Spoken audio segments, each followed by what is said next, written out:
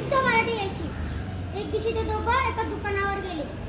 तो तो मुलगा इंग्रजी मुलगा बोलतो, अंकल मला एक पेप्सी द्या. नंतर दुकानवाला बोलतो, हे घे 2 पेप्सी. त्याने त्याला अजून एक पेप्सी दिली. आता त्याने कशाला दिली ती काय माहिती. नंतर तो म्हणाला, ए बाळा ही पेप्सी मोज. तो इंग्रजी मुलगा मोजायला लागला.